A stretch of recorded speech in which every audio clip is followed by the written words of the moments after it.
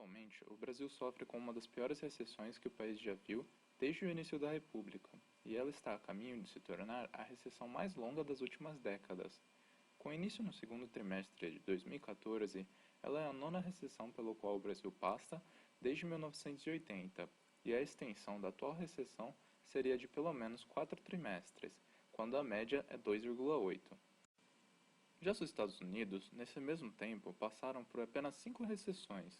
Por que então o número de recessões no Brasil foi quase o dobro que o dos Estados Unidos? E quais são as razões atrás desse desempenho tão diferente da economia brasileira? Antes de responder essa pergunta, é preciso entender o que é uma recessão. O Comitê de Datação dos Ciclos Econômicos no Brasil, o CODACE, define uma recessão como um período caracterizado por um declínio expressivo da atividade econômica ocorrendo simultaneamente em diversos setores durante alguns meses. As recessões fazem parte dos chamados ciclos econômicos. Ao longo do tempo, a produção nos países normalmente cresce, resultando em aumentos da renda nacional e da renda per capita, melhorando o padrão e nível de vida das pessoas. Tais períodos são de tempos em tempos interrompidos por outros de contração ou recessão, gerando na maioria das vezes um aumento no desemprego. Um ciclo completo vai de pico a pico ou de vale a vale, com fases de expansão e retração irregulares. É preciso ressaltar que não existe consenso sobre as causas dessas flutuações entre os economistas. Alguns acreditam que a origem principal desses ciclos está em choques da demanda agregada, enquanto outros apontam justamente para choques da oferta agregada. Voltamos agora para a questão principal: 9 recessões no Brasil versus apenas 5 nos Estados Unidos. Por quê?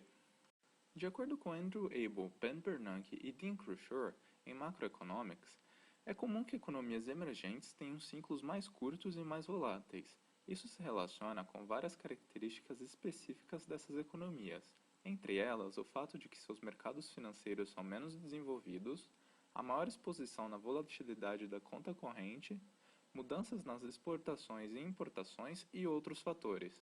Nos países desenvolvidos, em geral, os ciclos econômicos são menos intensos, as recessões são mais rasas e os picos menos altos. Um dos motivos disso são as políticas macroeconômicas anticíclicas seguidas nesses países.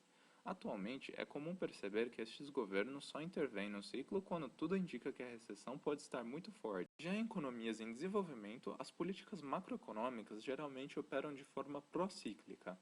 Isso tem em grande parte a ver com a dificuldade que seus governos enfrentam de pegar mais dinheiro emprestado quando a economia se encontra em recessão.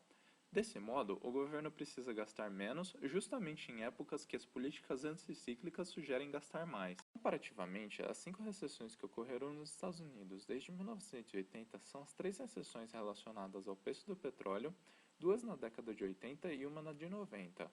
A recessão no início da década de 2000 relacionada ao fim de uma bolha no mercado de ações e a recessão de 2007 a 2009, provocada pela crise dos subprimes. Enquanto no Brasil as 9 recessões são as 3 da década de 80, a chamada década perdida resultante do calote da dívida pública externa que prejudicou por um tempo o acesso das empresas e governo brasileiro aos mercados financeiros internacionais.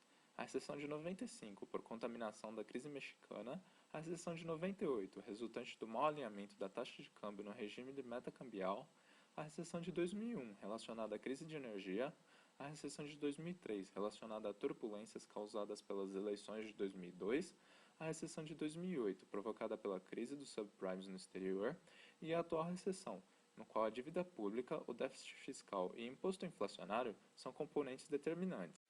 Fica claro que a economia brasileira é mais vulnerável a contaminações de crises que ocorrem em outras economias emergentes, como ocorreu em 95 por conta do México, em 2008 por causa dos Estados Unidos e em parte em 98 devido à Ásia e Rússia. Podemos ver que o ciclo econômico é sensível ao cenário político, como no caso de 2003 e 2014. Crises fiscais e insolvências pendentes do governo, com uma dívida pública crescente e não sustentável, são determinantes para as 3 recessões da década de 80 e a atual recessão.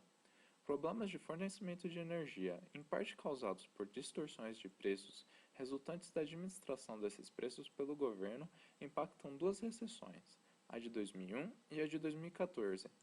Podemos concluir que se o governo brasileiro conseguisse evitar crises fiscais, a economia brasileira provavelmente sofreria menos recessões. A lei de